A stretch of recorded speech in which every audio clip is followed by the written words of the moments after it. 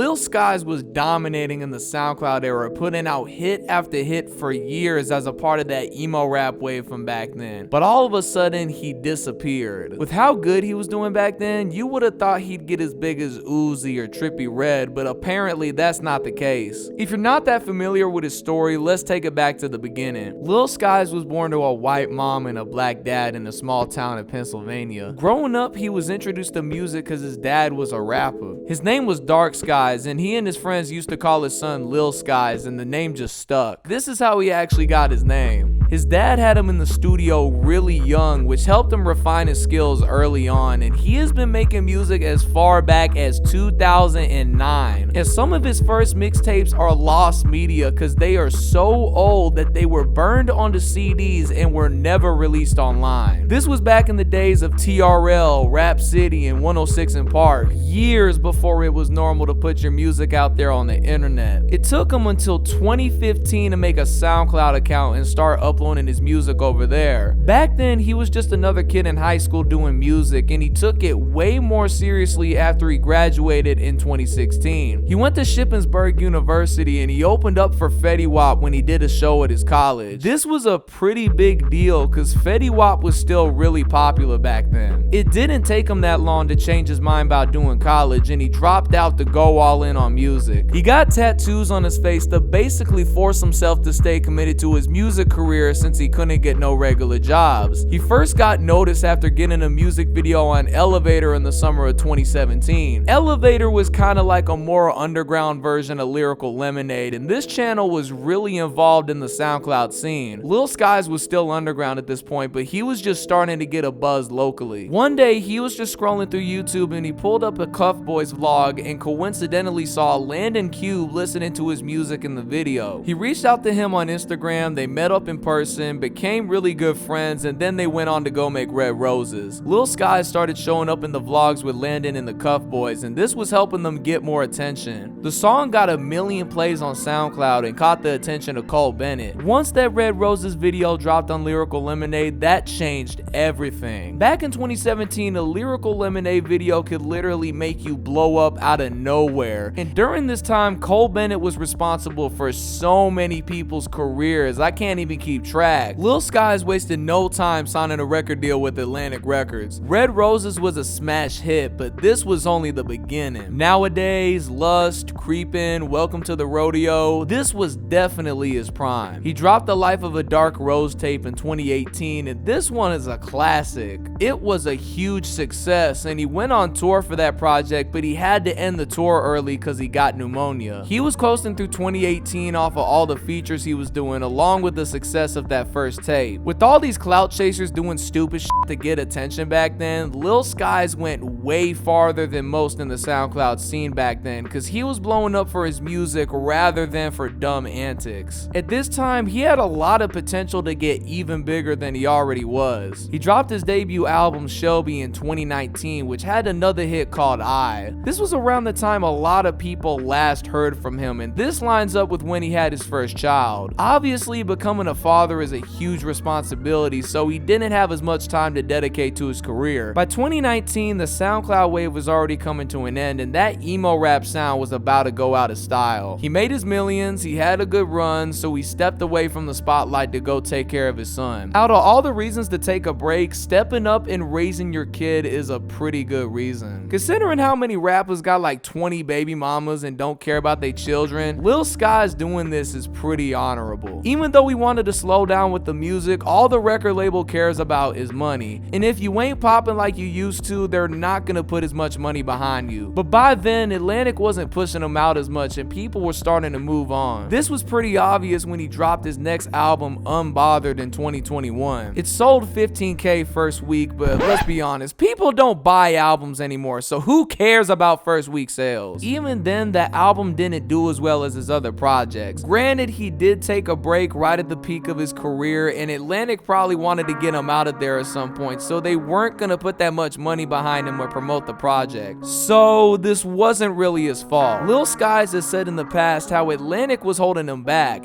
And considering how after Unbothered dropped, he only put out a few songs, I can tell he got shelved by that label. But thankfully, he was able to get out that deal in 2023. Now, since he's independent, he can basically drop whenever he wants now. And for a rapper who quote unquote fell off, he's still getting plenty of views on his music videos, so clearly he still has a strong core fan base. Like I said earlier, Skies was more appreciated for his music in comparison to a lot of these other rappers from back then. So there's still plenty of people from 2017 waiting to hear his next song. I wouldn't really consider his story a downfall, cause a lot of people be over exaggerating whenever somebody ain't popping like they used to. That's not a downfall, that's a good father.